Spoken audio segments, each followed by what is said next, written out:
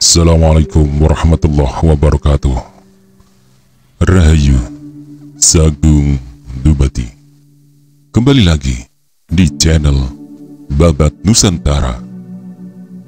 Pada kesempatan kali ini akan menceritakan Gajah Mada seri keempat, Perang Bubat, bagian ke-5.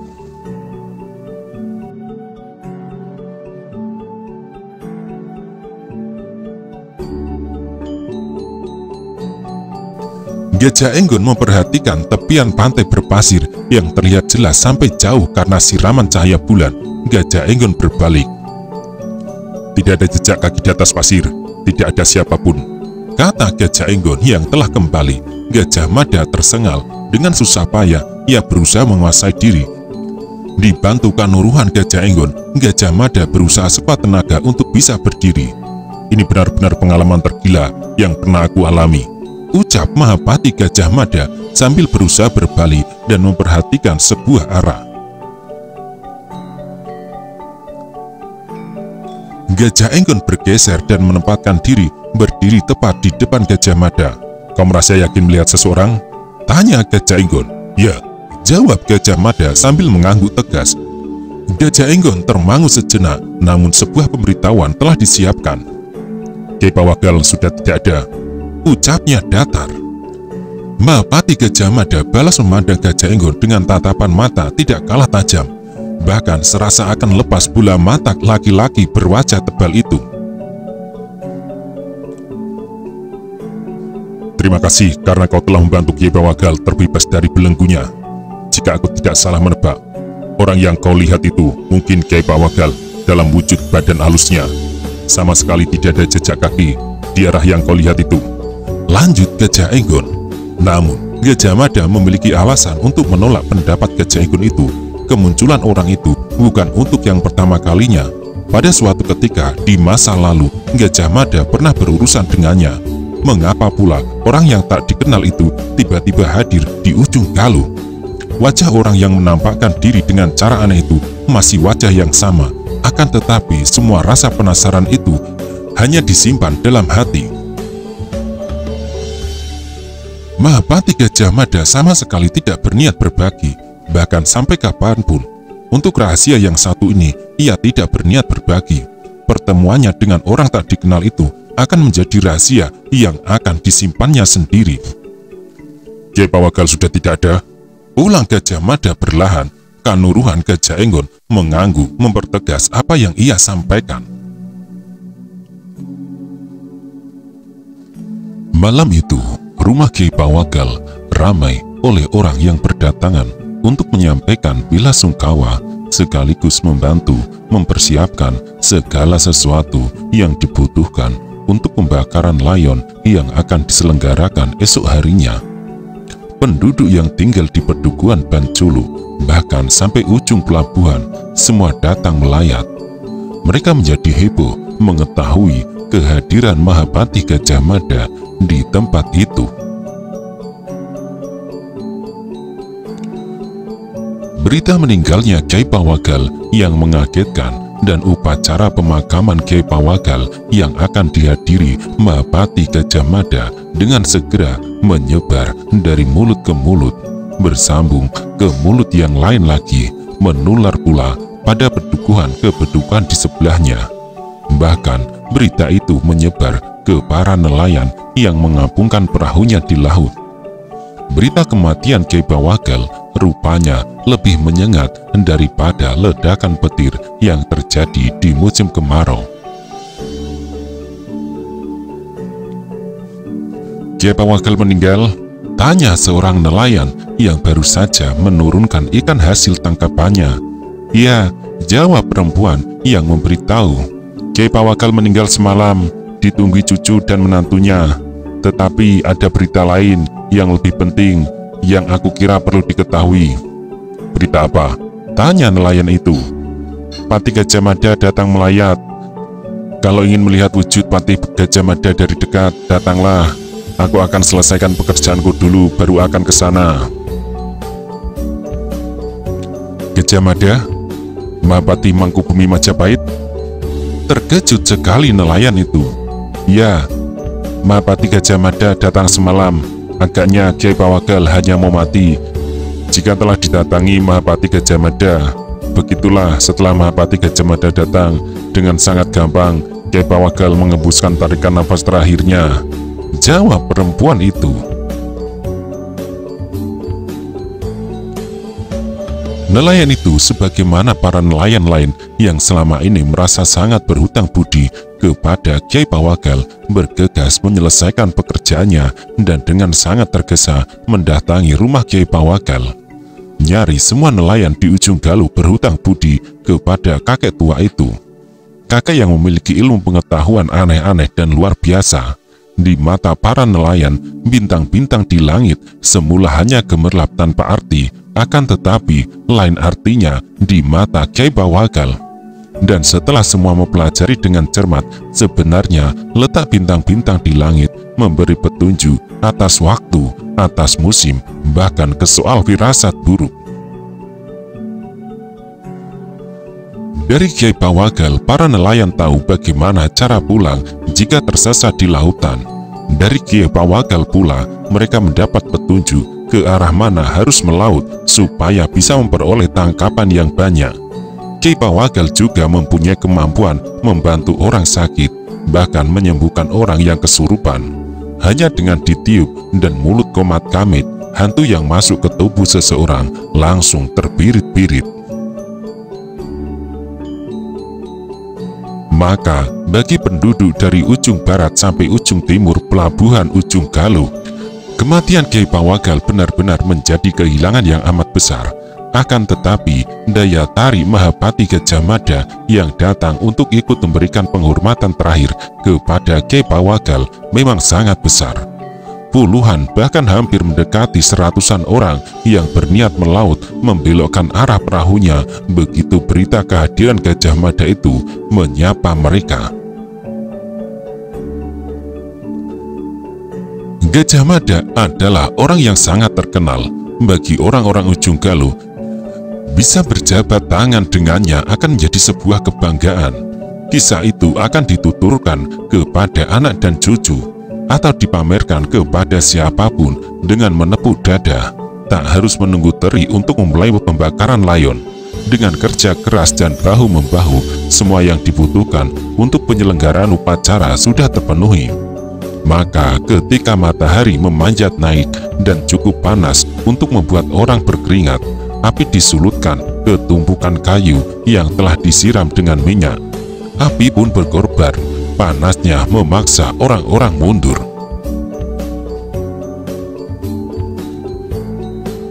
Tak seorang pun yang berbicara, semua orang mengikuti tahapan penting upacara penghormatan kepada mendiang Kiai Pawagal itu dengan hikmat. Nyai Rahi Sunelok mengantarkan kakeknya ke tempat peristirahatannya yang terakhir dengan sangat tegar dan ikhlas. Demikian juga dengan Gajah Sagara yang akhirnya sanggup menerima kenyataan itu dengan rela. Gajah Sagara akhirnya harus mengakui sulit membayangkan bagaimana kakek buyutnya akan tersiksa oleh keadaannya. Ketika matahari memanjat tinggi, upacara pembakaran mayat itu pun usai. Dengan ramah, Gajah Enggon menyampaikan terima kasihnya kepada para tetangga yang telah banyak memberikan bantuan. Gajah Enggon adalah pejabat penting di Majapahit sehingga para tetangga yang pada umumnya nelayan itu amat menghormatinya. Akhirnya, aku berhasil melihat Gajah Mada dengan mata kepalaku sendiri, kata salah seorang pelayat sambil berjalan pulang. Kau berhasil menjabat tangannya? Tanya seorang yang lain. Ya, tentu, jawab orang itu. Aku menjabat tangannya, bahkan berbincang-bincang. Mahapati Gajah Mada sempat menanyakan siapa namaku, dan menanyakan pula apa aku punya anak laki-laki. Aku jawab aku punya anak laki-laki yang saat ini usianya hampir 18 tahun. Orang yang menemaninya berbicara terheran-heran. Kenapa Gajah Mada bertanya soal anak laki-laki? Menurut Mahapati Gajah Mada, saat ini Majapahit sedang membutuhkan banyak sekali prajurit. Dengan demikian saat ini sedang dibuka kesempatan bagi mereka yang ingin mengabdikan diri menjadi prajurit di Majapahit, jawab orang pertama. Orang kedua yang mengayunkan langkah menemaninya itu takjub.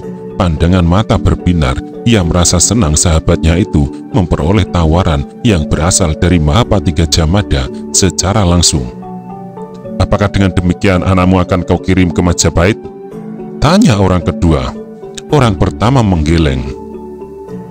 Gunung Wahatika anakku satu-satunya. Aku tak akan membiarkan anakku pergi ke Majapahit.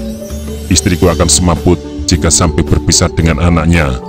Menjadi prajurit itu artinya harus siap untuk berkelahi, siap berperang, dan siap kehilangan nyawa di mana saja dan kapan saja.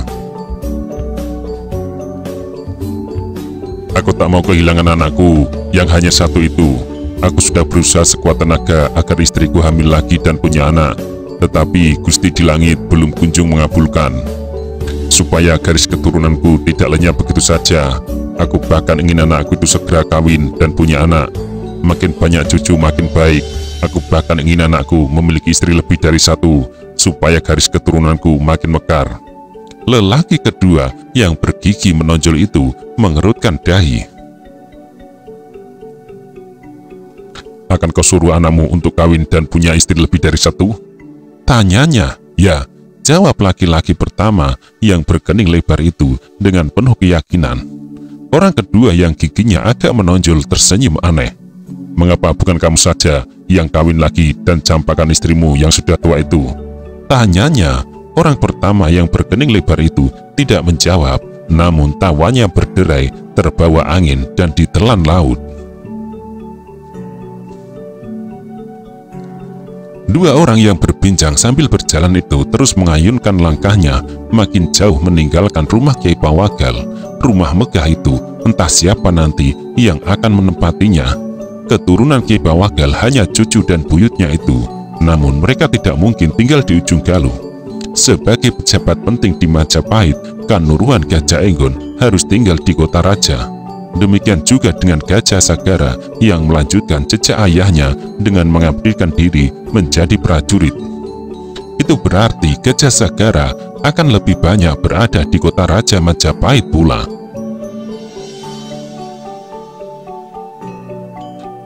Ketika matahari telah berada di puncaknya, hanya ada beberapa tetangga yang masih tinggal, terutama para perempuan yang sibuk membantu memasak di dapur. Namun ada pula lelaki yang membantu membersihkan halaman. Mereka sibuk membersihkan halaman agar bersih dari sisa pembakaran. Di kesempatan itulah Gajah Mada ingin berbagi cerita.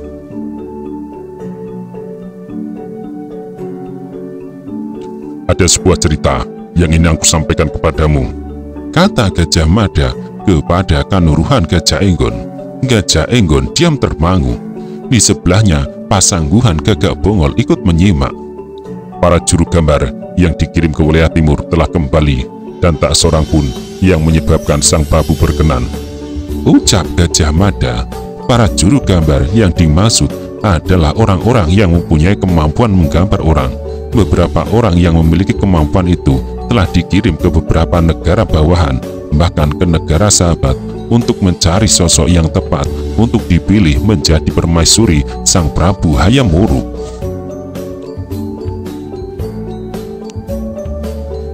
Karena usia Sang Prabu yang telah beranjak dewasa, Ibu Tribhuwana Tunggadewi Jaya Wisnuwardhani mendesaknya untuk segera mengangkat permaisuri. Namun untuk mendapatkan permaisuri idaman yang sempurna dari semua sudut pandang bukanlah perkara mudah. Untuk menemukan jodoh bagi anaknya, Ibu Suri Sri Gitarja bahkan pernah menyelenggarakan sebuah pesta dengan mengundang para gadis di seluruh kota Raja Majapahit, juga mengundang para gadis dari anak para raja bawahan. Akan tetapi tak seorang pun gadis itu yang mencuri minat Sang Prabu Hayam Wuruk, meski mereka telah berdandan cantik.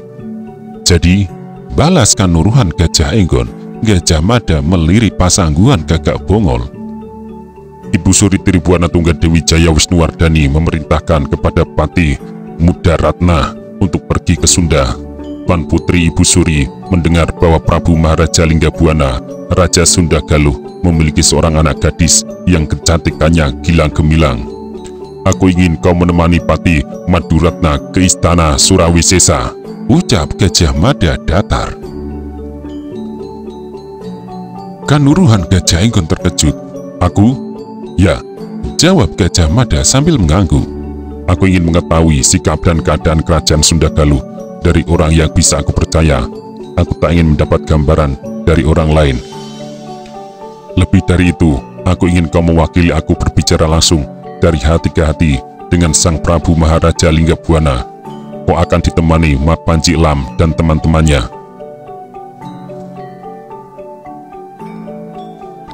Nama yang disebut terakhir menyebabkan Gajah Enggon mencuatkan alis. Kanuruhan Gajah Enggon termangu, menyadari tugas yang akan diembannya itu merupakan jenis tugas yang sangat berat. Namun Gajah Enggon juga amat tahu latar belakang Gajah Mada menunjuknya.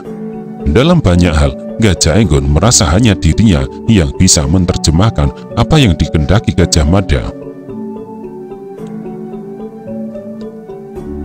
Bagaimana, kau sanggup?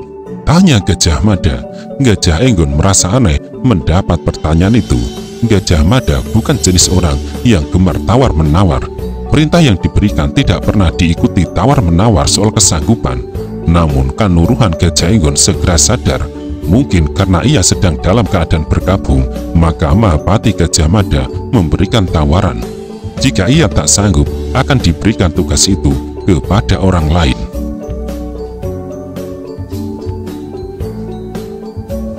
Gajah Enggon tidak segera menjawab pertanyaan itu, namun ia malah balik bertanya, "Kapan Pati Maduratna berangkat?"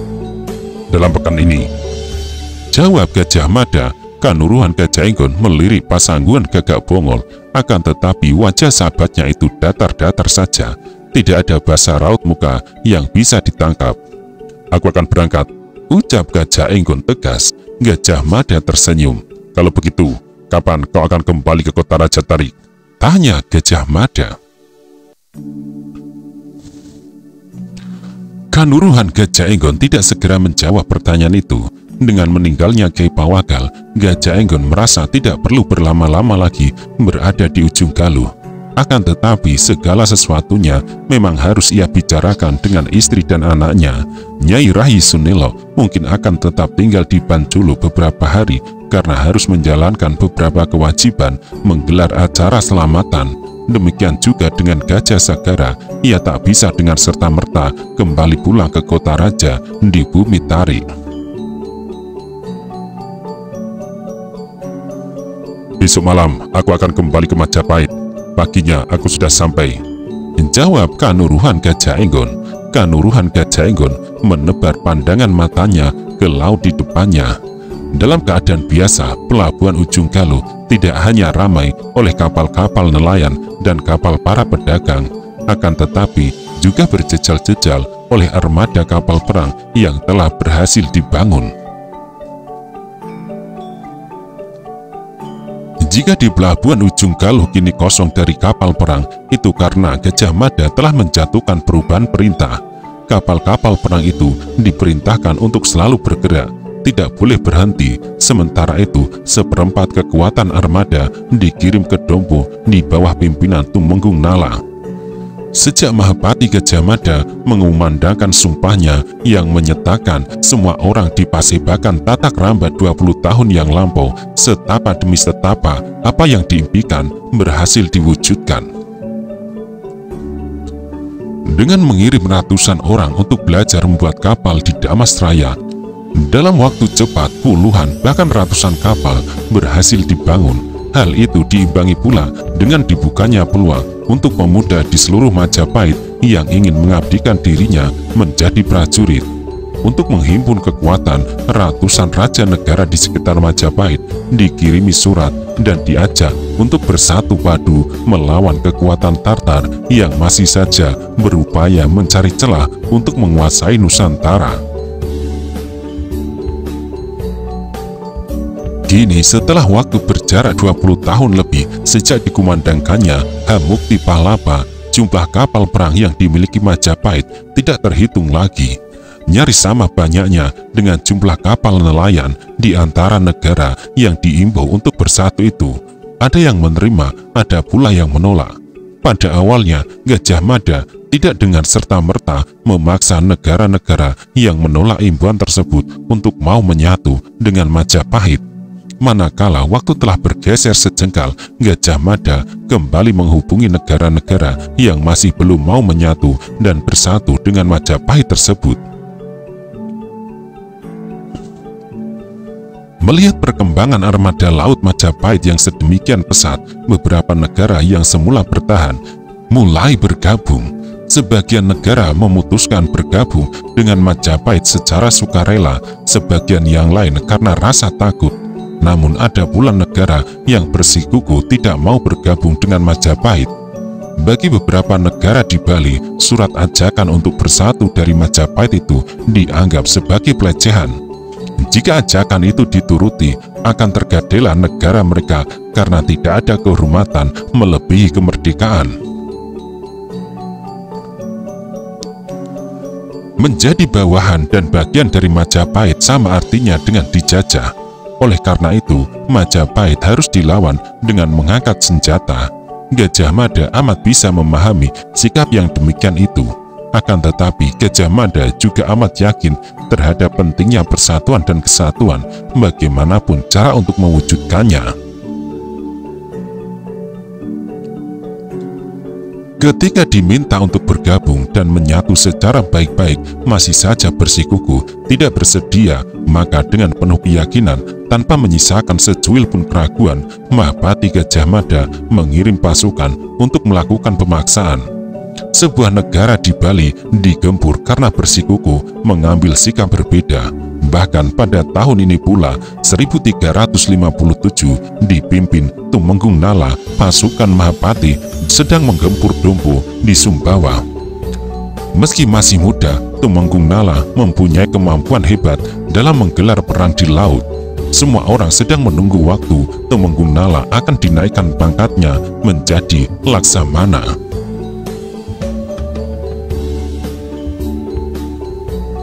Mahapati Gajah Mada yang melepas keberangkatan seperempat armada yang dimiliki Majapahit berharap Dompu bisa dikuasai dan segera menyatu dengan Majapahit. Namun memikirkan wilayah Dompu, Gajah Mada layak cemas karena ada banyak hal kapal dagang dari daratan Tiongkok yang berkeliaran di sana. Belakangan terbukti ada penyamaran di balik kapal-kapal berpenampilan kapal dagang itu. Kapal-kapal dagang dari negara Tartar yang menyembunyikan mata-mata itu tidak jemu-jemunya berupaya menyelinap ke semua celah. Teli Sandi pasukan khusus Bayangkara yang dikirim ke Dompu melihat ada upaya menghimpun kekuatan yang pelatihnya melibatkan orang-orang dari tanah seberang itu. 20 tahun lebih telah berlalu sejak dikumandangkannya Sumpah Palapa. Nyaris semua wilayah yang membentang dari matahari terbit ke arah matahari tenggelam telah berhasil disatukan di bawah panji-panji Majapahit, bendera gula kelapa, Cina Gringsing Lopeng Lueh Laka, dan dasar negara yang dituangkan dalam Kitab Undang-Undang Prati Gundala. Majapahit benar-benar sembodo. Jika sebelumnya banyak terjadi gesekan yang berujung ke pertikaian antara negara kecil, untuk selanjutnya peristiwa-peristiwa macam itu jarang terjadi karena penyelesaiannya dituntaskan di kota Raja Tari.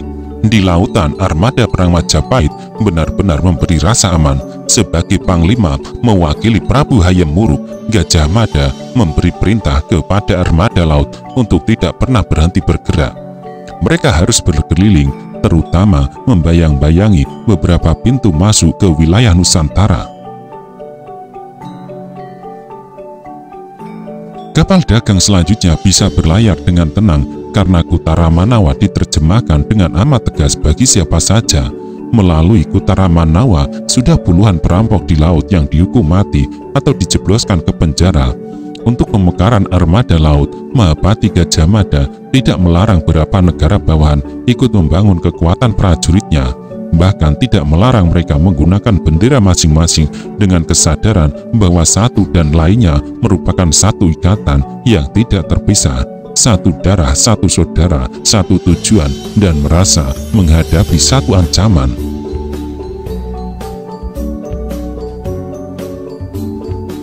Namun Mahapati Gajah Mada merasa masih gul, karena di depan mata ada negara Sunda Galuh yang belum juga sadar untuk mau bergabung dengan Majapahit. Telah berulang kali Prabu Maharaja Linggabuana diminta untuk mengambil sikap, namun jawabnya selalu mengambang. Di antara surat itu ada yang tidak dibalas atau dibalas dengan jawaban masih akan digelar sidang untuk mengambil sikap.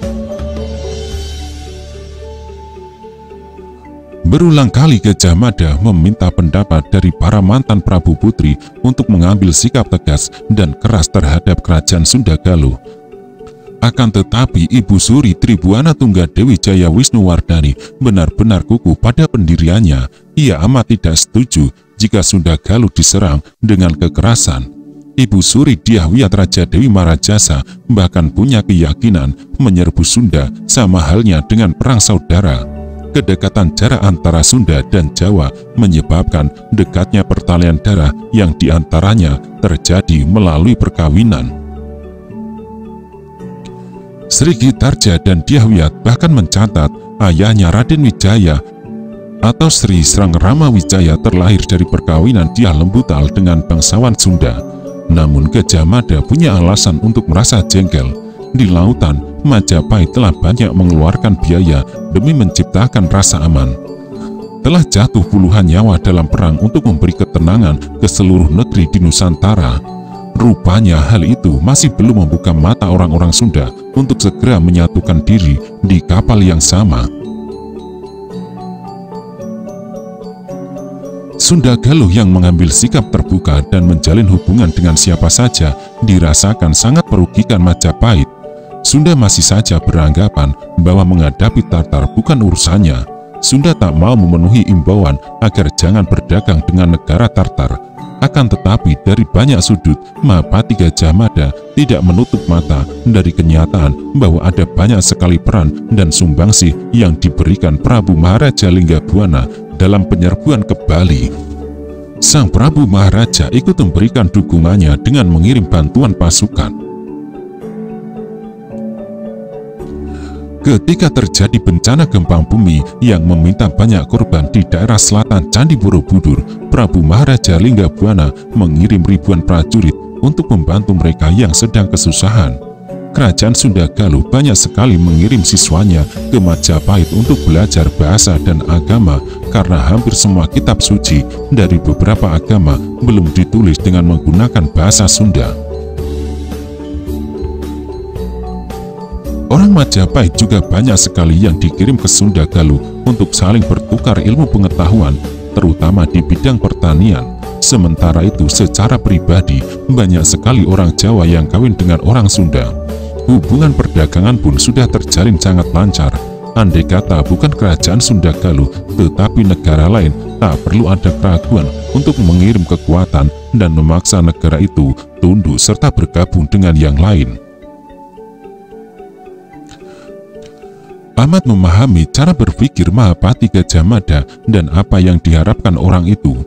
Kanuruhan Gajah Enggon merasa betapa berat tugas yang diembannya. Kanuruhan Gajah Enggon beranggapan berperang melawan musuh agaknya merupakan pekerjaan yang lebih mudah daripada pekerjaan merayu dan membujuk. Akhirnya saat matahari memanjat lebih tinggi dan makin menyemburatkan panasnya, Mahapati Gajah Mada merasa sudah waktunya untuk kembali. Nyai Gajah Enggon dan anaknya kembali menerima uluran tangan dari Mahapati Gajah Mada dan anak buahnya tanpa kata-kata. Para penduduk di Banculu ikut melepas Gajah Mada dengan berdiri di depan rumah masing-masing sambil melambaikan tangannya. Kanuruhan Gajah Enggon membalas ketika Pasungguhan Gagak Bongol tersenyum dan melambaikan tangan. Sang Mantri Wirda Kanuruhan Gajah Enggon tidak beranjak ke dalam rumah sampai bayangan tamu-tamunya itu lenyap dari pandangan mata. Dalam banyak hal, biasanya Kanuruhan Gajah Enggon selalu berbagi cerita dengan istrinya. Akan tetapi, jika menyangkut hal-hal khusus yang bersifat rahasia, Gajah Enggon tidak akan bercerita terkait tugas yang akan diembannya. Gajah Enggon harus menyampaikan kepada istrinya karena menyangkut perjalanan panjang yang akan ditempuhnya.